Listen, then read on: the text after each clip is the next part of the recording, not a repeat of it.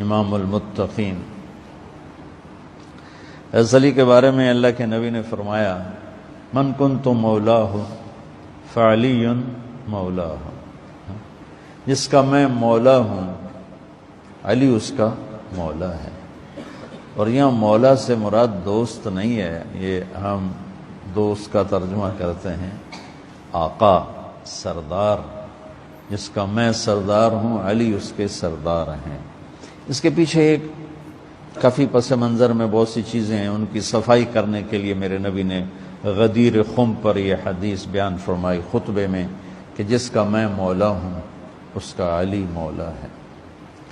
تو یہ چند دن پہلے مجھے خیال آیا کہ ہمیں حضرت علی نہیں کہنا چاہیے، ہمیں مولا علی کہنا چاہیے، کہ میرے نبی ہمیں ان کو ہمارا مولا بنا کے گئے ہیں۔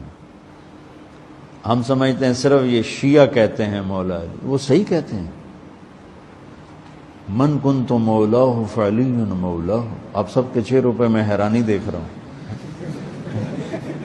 حالانکہ میں آپ کو صحیح حدیث پیش کر رہا ہوں۔ من کنت مولاہ فعلی مولاہ، جس کا میں مولا ہوں علی اس کا مولا ہے۔ تو میں اب حضرت علی نہیں کہتا، میں کہتا ہوں مولا علی، کہ ان کا حق ہے۔ جیسے ہر صحابی کی بعض خصوصیات ہیں جو دوسرے میں نہیں۔ آپ نے ابو بکر سب سے بڑی ہستی ہیں صحابہ میں، ان کو نہیں، آپ نے کہا کہ تو جنت میں میرے آگے آگے چلتا ہے۔ بلال کو کہا کیا بات ہے، جب جنت میں جاتا ہوں مجھ سے آگے آگے چلتا نظر آتا ہے۔ جزوی فضیلت،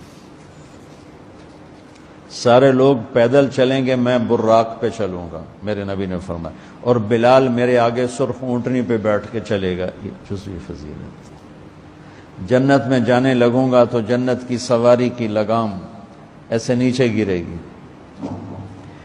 نیچے گرنے کا مطلب ہے کوئی ڈرائیور آئے گا، کوچوان آئے گا جو چلائے گا، تو بلال حبشی کو یہ رسی پکڑائی جائے گی۔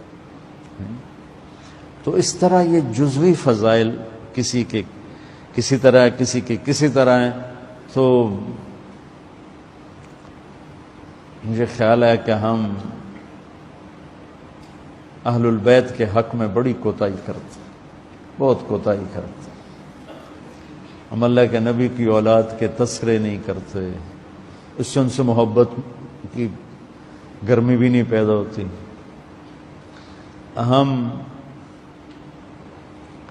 تم میری اولاد کی برائیاں میرے سامنے شروع کر دو تو تم مجھے اچھے لگو گے، اور میرے سامنے آ کر میری تعریف شروع کر دو، چاہے مجھے پتہ بھی ہو جھوٹی تعریف کرنا، تو بھی میرا دل خوش ہو جائے گا۔ تو ہم نے نا اللہ کے نبی کے گھرانے کے بارے میں بہت کوتاہی کی ہے، بہت کوتاہی کی۔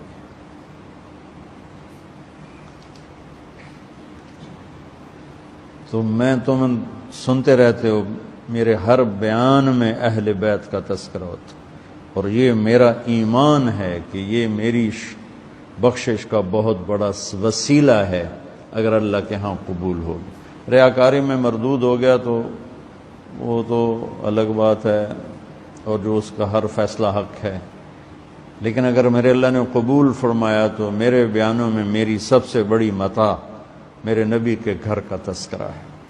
میں اس سے اندر کی محبت سے بھر کے کرتا ہوں، اور اپنی کوتاہی پر اور امت کی کوتاہی پر استغفار کرتا ہوں کہ ہم نے اپنے نبی کی اولاد بھلانا تو کیا ہے، 60 سال میں کیا کر دیا، ذبح کر کے رکھ دی۔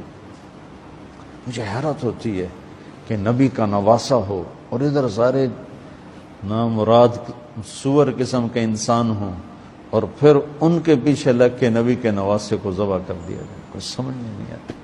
شاید اللہ ان کے عالی شان مقام طے کر چکا تھا۔ جب وہ سب ساتھیوں نے کہا نا کہ اب واپس چلیں، وہاں ابن زیاد آ چکا ہے، واپس چلیں، تو فرمایا کہ نہیں مجھے جانا ہے۔ ان کا تم موت دیکھ رہے ہو، کیوں جا رہے ہو؟ کہ مجھے میرے اللہ کے نبی خواب میں ملے ہیں، انہوں نے مجھے کچھ بات فرمائی